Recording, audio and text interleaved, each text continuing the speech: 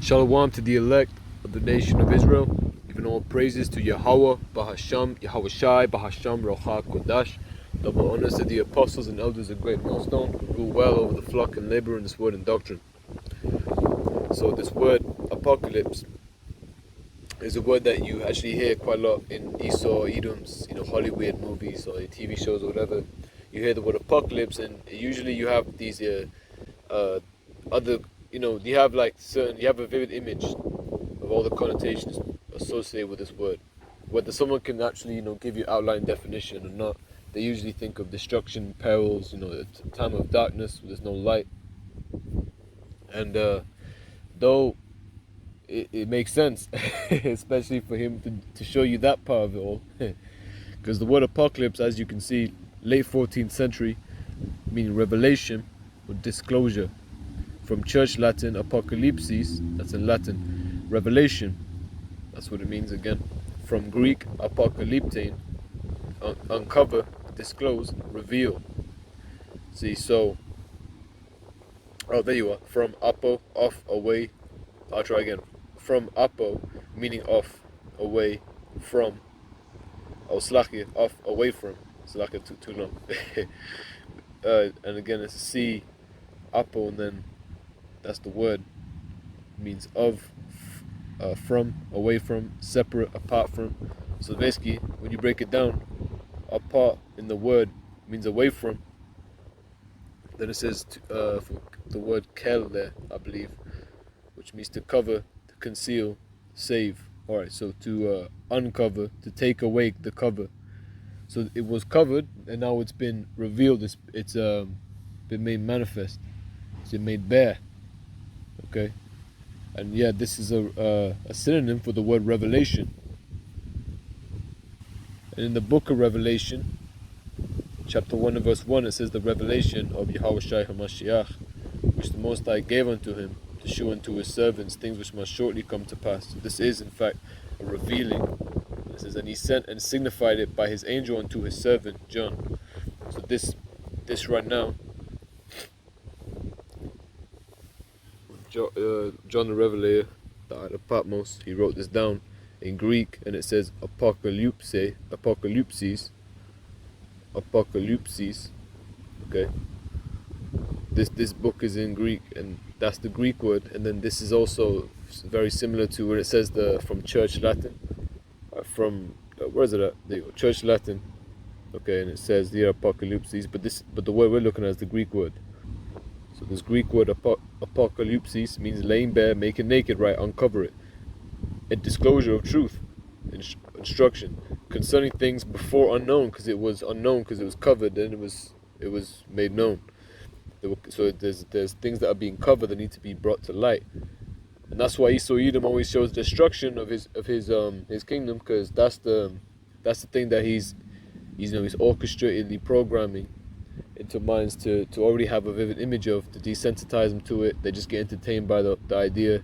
It's nothing more than an entertainment thought, not believing that Esau Edom is going to go down. They really, the people of the world, they worship Esau Edom, man. And of course, that's ultimately his plan. He's trying to get Satan is trying to get as many people rounded up, because his time his time is short. His time is coming to an end. And that's roughly paraphrasing, or roughly breaking down of Revelation 12 and 11. Revelation 12 and 12 rather. Therefore rejoice, ye heavens, and ye that dwell in them. Woe to the inhabitants of the earth and of the sea, for the devil is come down unto you, having great wrath, because he knoweth that he hath but a short time. So he knows that he's going to go a short time to rule over this earth right now. So he's going to keep doing as much wickedness, execute as much as he can do, and enjoy in his kingdom that's bound by time, that he's set up for his pleasure. And him specifically, Esau Edom, the 10 horns and the 7 heads, which is NATO and EU, and then of course America being the number 1 kingdom that rules on this earth, the 11th horn, the horn that sits upon these, who sits upon the beast, because the NATO and the EU is carrying America. Okay. And that's stuff that's been revealed, apocalypse, whatever the hell you say, apocalypse. It's lucky. But it's been revealed, it's been uncovered for those that, of course, we have the hopeful elect. We believe that the elect are going to understand it and endure unto the end. In fact, Revelation 12 and 11, and they overcame him by the blood of the Lamb, because the blood of the Lamb is what's cleansing us from our sins, because we go off. We can't be perfected by this law. We're perfected by our faith, which has works of the law. But ultimately, it's faith just comes with works. Faith does come with works, and our faith in Yahweh Shai HaMashiach, in spirit and truth, is what's actually cleansing us through His blood that He had to have shed for our sins as a nation and His sins in His pre-incarnation, and by the word of their testimony, and they loved not their lives unto the death. And our testimony is gonna our testimony is gonna make people want to put us to death as well, for Yahweh Shai's namesake. And if we have to die for it, that's really a glorious thing. Glorify the Lord for this is His will. And again, the last two definitions is used of events by which things or states or persons hitherto withdrawn from view are made visible to all. So again, it's actually very it's a word that I really like now, the word apocalypse. Now I understand it. I used to hear it a lot. I used to always find it very interesting word, interesting concept. It's like in the world, it was like that zeal of God, but not according to knowledge. But when you have it with the knowledge, which meaning what you know, what is known, we by faith we believe now we know, and it's a beautiful thing. That's why here in Apocalypse, now it means that we've been revealed the secrets, the mysteries. Because as it reads, concerning things before unknown, because it's been revealed now, it's been uncovered. That's what this is concerning this word. Something that is uncovered. And this is a root word, I believe, anyway. Yeah. Anyway, and again, it says withdrawn from view. Manifestation, appearance, right, which also goes into that, and it's translated to Revelation 12 times. Be revealed twice. To lighten, and then with another word, bring to light would be what's referring to, I presume. I'll check anyway. Yeah, a light to lighten the Gentiles, right. A light to make known unto the nations. Okay. And then again it says manifestation, coming, appearing. Oh, there's a spider on me. Spiders everywhere, man. Get out of here, man. Let me so anyway, I was gonna get the Google definition. I was gonna Google the definition as well, because as I was saying, there is connotation to this word that when Esau Edom brings it out, he's showing you the truth, because he knows that his time is but a short time. She's showing you the destruction of his world. He knows that the way everything's set up, it's only gonna crumble. The spider's trying to kill me, man. Get out of here, man. Why you keep trying to crawl on me?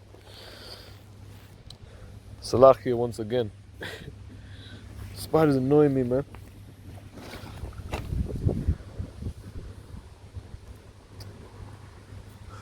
Salah here.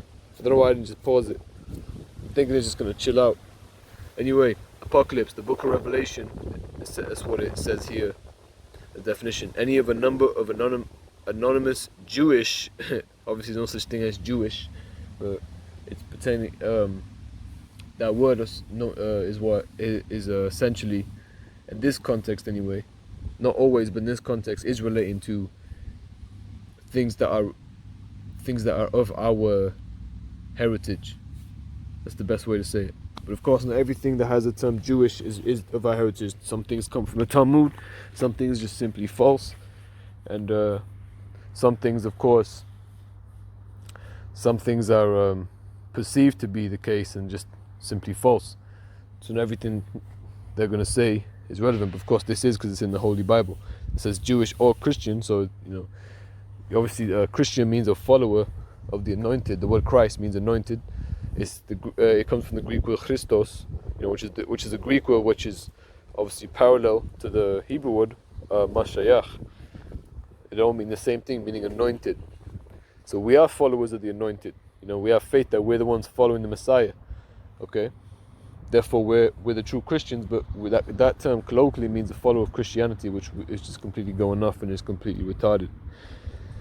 So really, this is of the Holy Bible, as simple as that. It's of the Hebrew Israelite scriptures, the words of our history, prophecy, and our gospel, of our good news. That's what these that's what this role essentially is ultimately showing. It's all these things: our laws, our heritage, our inheritance, which pertains to our law, which our law is our heritage. So be more specific, our history as well. And prophecy is what separates us from everybody else. And right now in Revelation, we've got loads of prophecy. That's what it's about. It's the prophecies that link the end of this world into the new world. So again, enough rambling there. Any of a number of anonymous Jewish or Christian texts from around the 2nd century BC to the 2nd century AD containing prophetic or symbolic visions, especially of the imminent destruction of the world and the salvation of the righteous. So this word has those connotations to it, but people typically don't use it in that, in this manner, referring to the Bible and whatnot. And again, people don't even associate the Bible to be relevant with the apocalypse. They think about being carnal, using the sword and whatnot.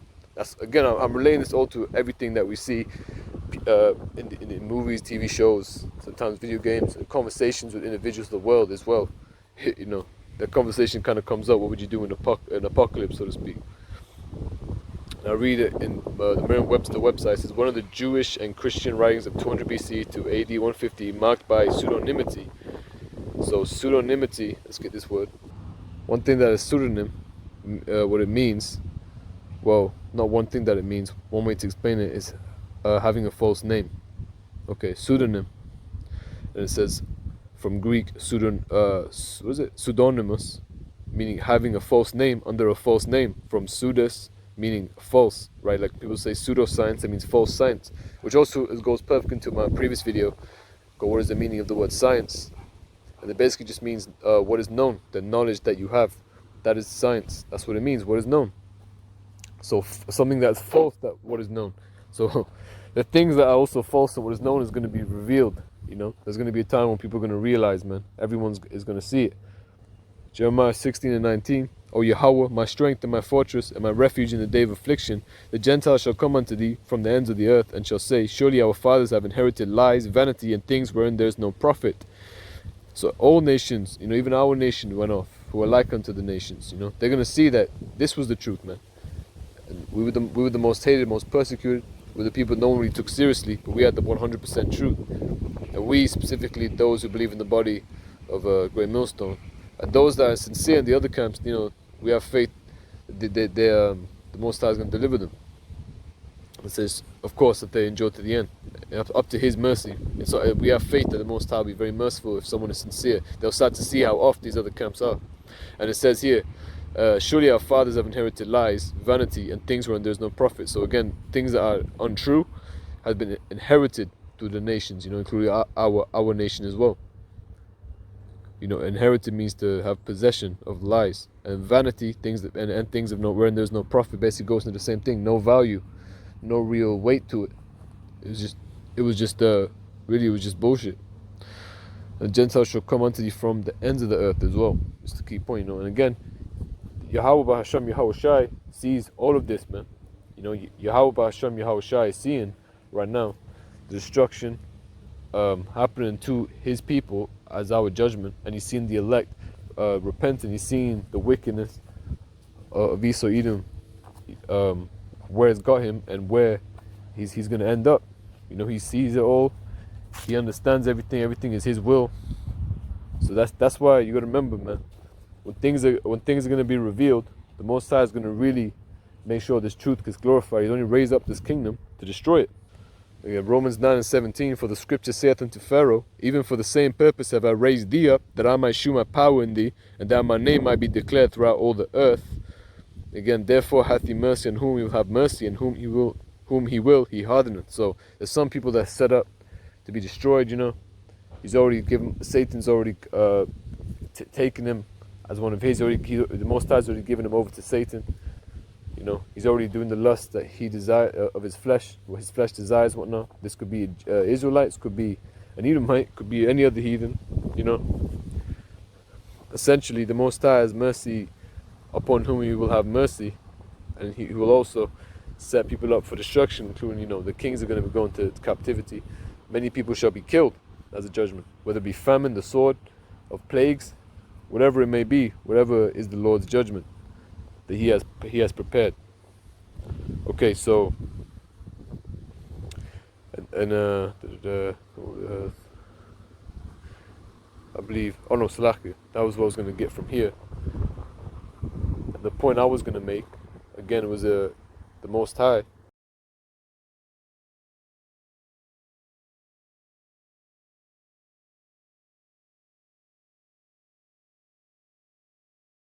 As well in Joshua chapter 9 and verse 7, and then I'll start verse 6. And they went to Joshua, Yahushua was his name in Hebrew, unto the camp at Gilgal, and said unto him and to the men of Israel, Yasharallah, we be come from a far country, now therefore make ye a league with us.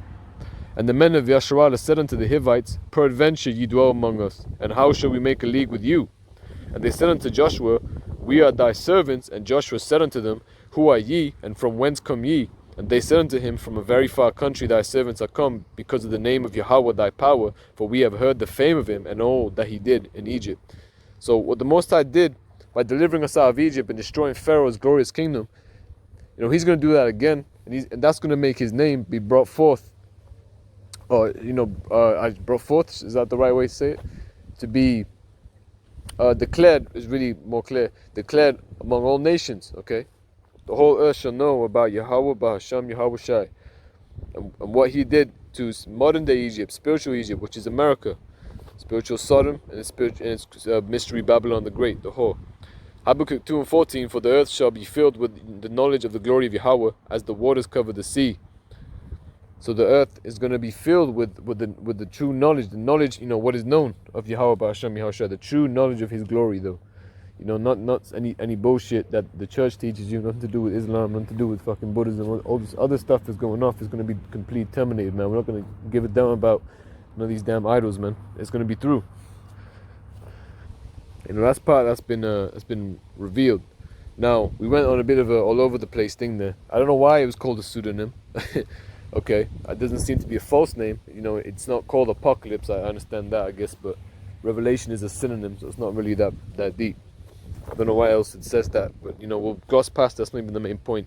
It's a symbolic, but see, it was able to make me go into a whole another thing into the scriptures. So that's what's beautiful about, you know, when we read anything that links up to the scriptures, we just flow in. You know, we flow with the living waters, man. And it reads in and the lie underneath pseudonymity is a symbolic imagery, which is true. It's not a literal beast. You know, that's the beast, the 7 heads and 10 horns. It says, and the expectation of an imminent cosmic cataclysm, I believe so you say that. So we're actually gonna have to look at that word as well. Which is, again, you know, we're getting a lot of words defined today. This word here, a deluge, a flood. I'm not sure if I even pronounced that word correctly, so slachia. But it says a flood. Originally, especially Noah's flood, which is very interesting because it's relaying that to apocalypse, things being revealed, you know. But but the world isn't going to be destroyed by a flood anymore. That was the old world. You know, there's going to be, you know, the second death is going to happen to the lake of fire. But it's beautiful how it relates to that, because this word French, cataclysm, I mean, you know, Mashar's French is better. I can't pronounce that. It says from Latin, kataklysmos, which means, or it says, or directly from Greek, kataklysmos, which means deluge, flood, inundation, right? So flood, an overthrow basically with water, man.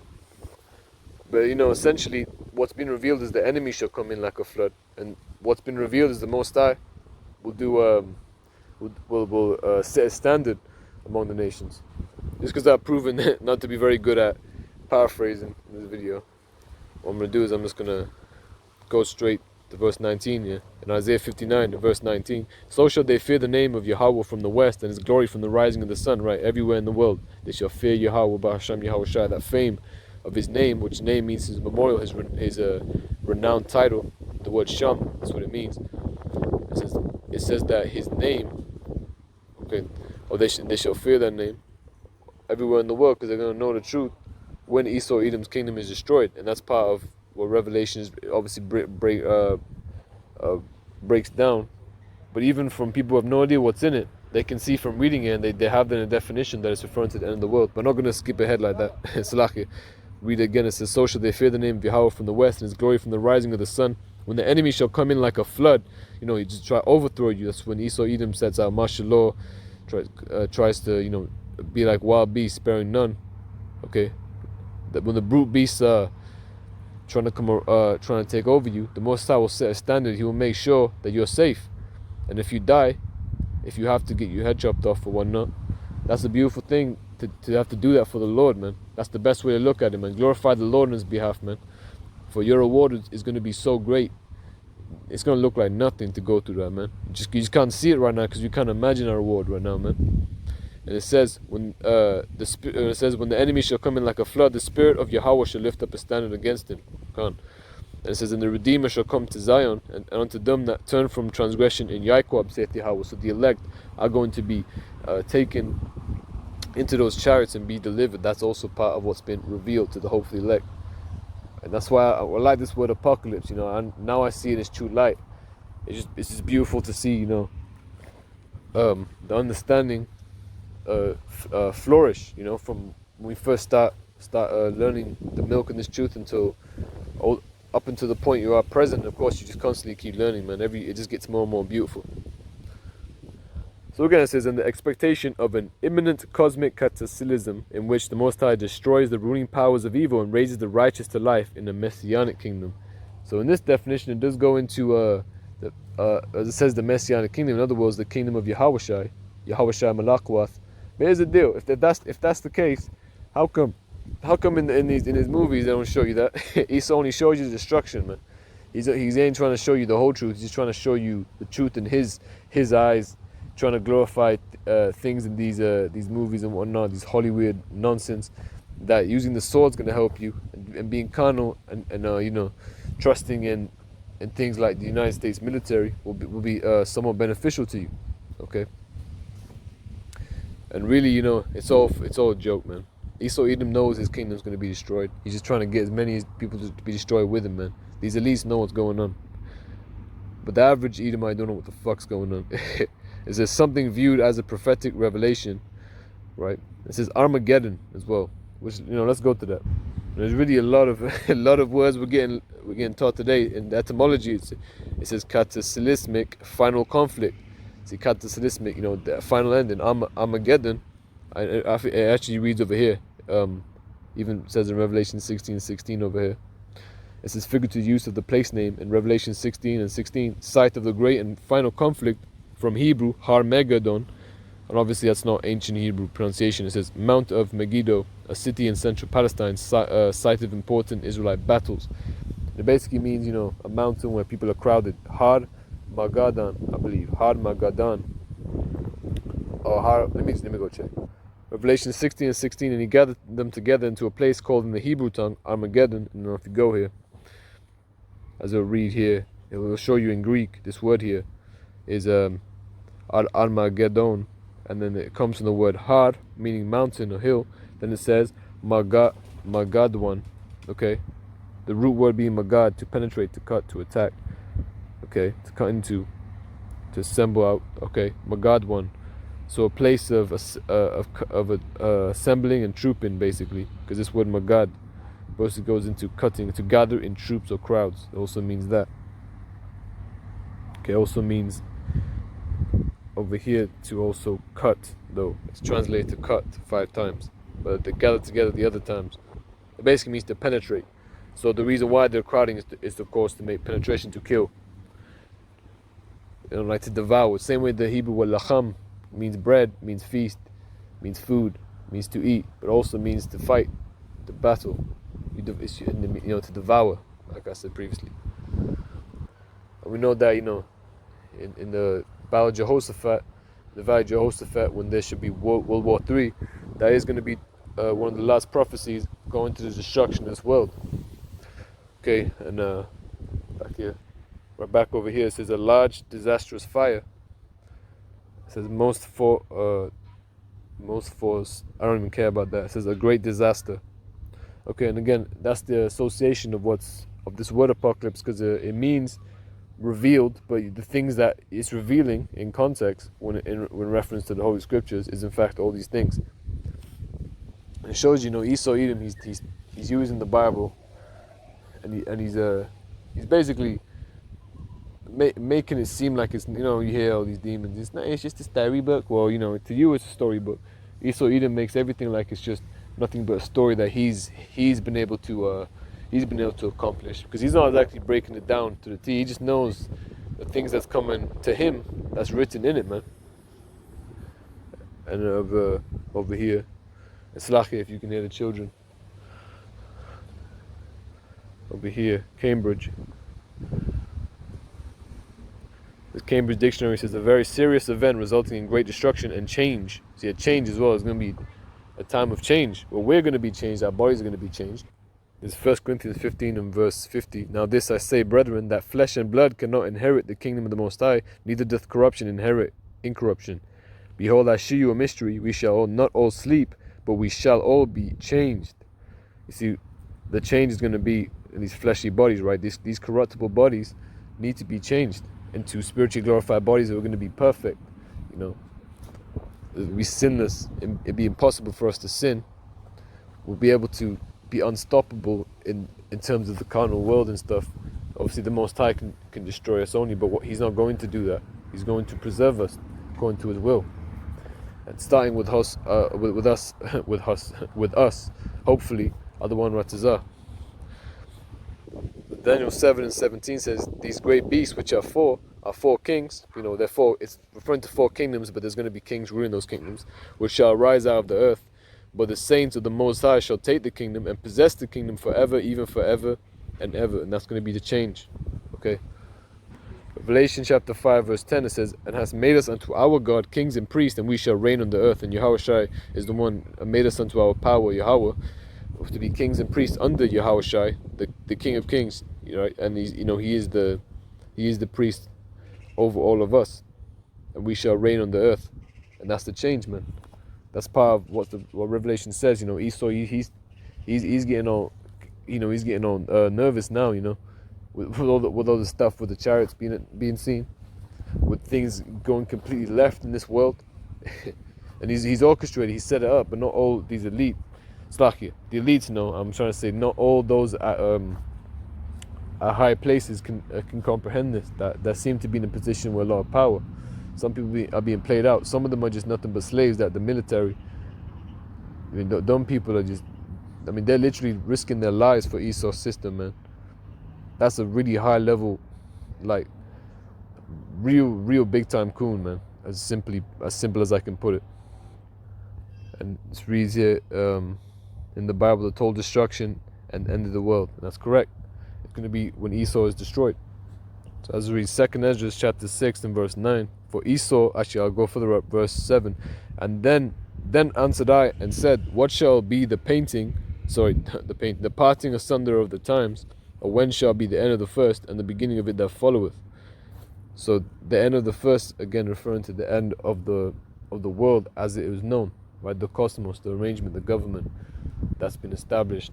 Okay. When the time of the Gentiles is going to be fulfilled, and the beginning of it that followeth, and the one that followeth is in fact the world where Israel is ruling. Let's keep reading. It says, and he said unto me, from Abraham unto Isaac, when Jacob and Esau were born of him, Jacob's hand held first the heel of Esau, for Esau is the end of the world, and Jacob is the beginning of it that followeth.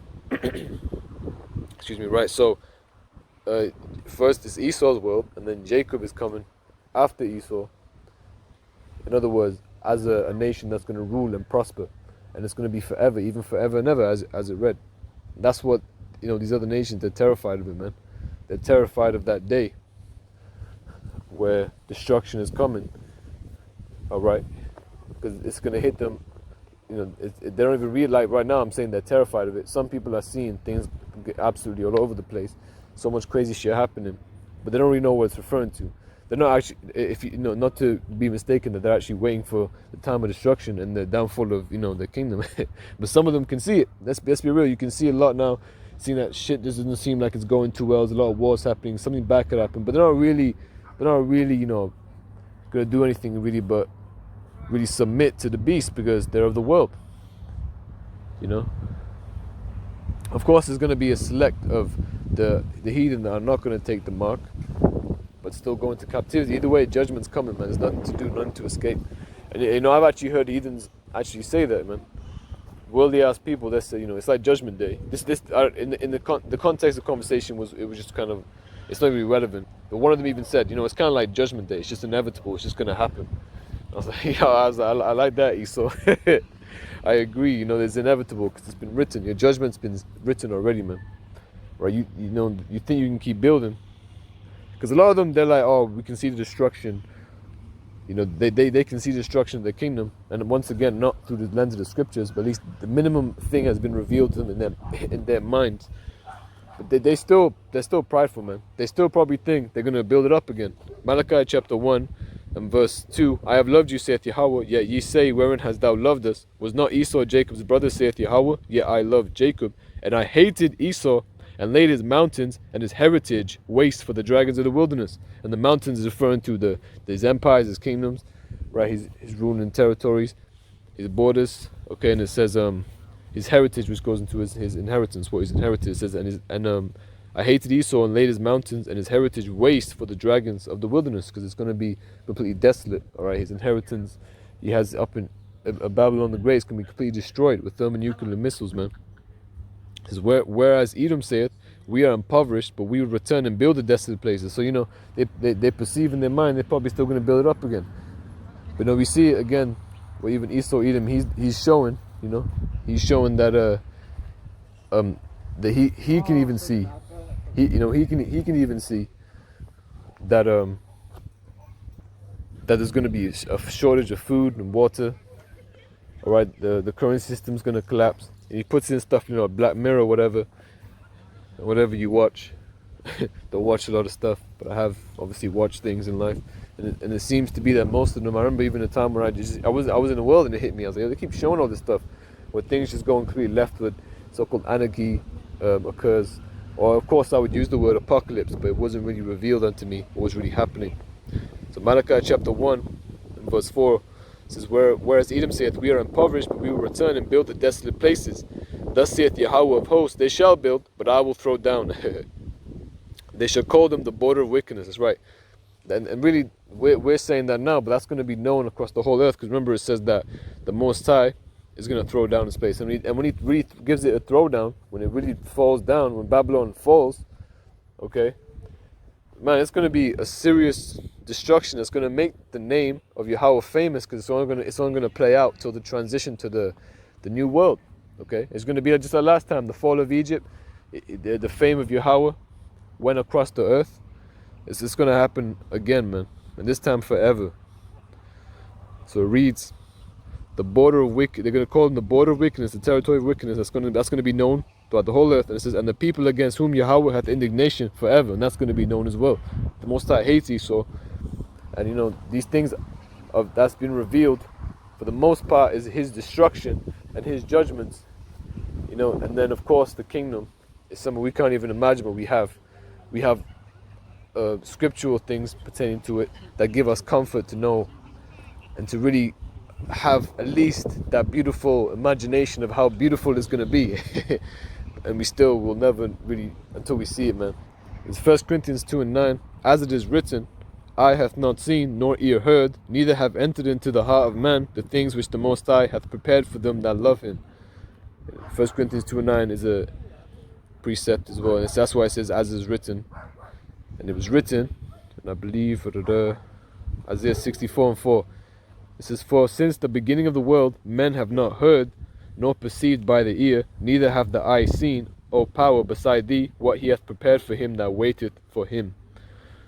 See, again, the Most High, has, even from the beginning, man, of the world, he hasn't manifested to us in this flesh, in this world, just how amazing the kingdom's going to be. So what we have revealed, talking as somebody who believes in the doctrine of the elders and apostles of Great Millstone, we who believe in such, believe we have the 100% truth of things that are revealed through our elders. But then, of course, there's things that aren't revealed to us that we're going to see, man. Other one Ratazah, we're of the elect, we can be delivered from it, man.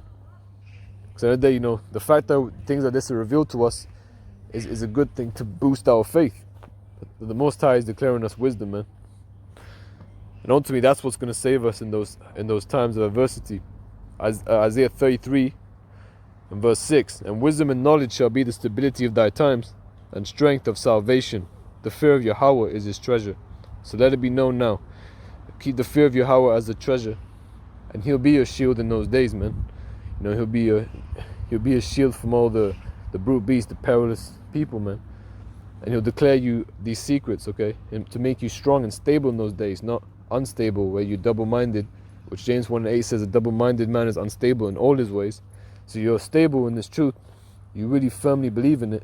And when things come in your mind, you remember that Yahweh Bahasham, Yahweh Shai is too important, and it's too fear-worthy. You know, a terrible king of the earth. Terrible meaning terrifying, scary, and also the one that does love us, man. We have to have that faith. Psalm 91:1. He that dwelleth in the secret place of the Most High shall abide under the shadow of the Almighty. I will say of Yahweh, he is my refuge and my fortress, my power, in whom will I trust. In him will I trust. It says, surely he shall deliver thee from the snare of the fowler and from the noisome pestilence, right?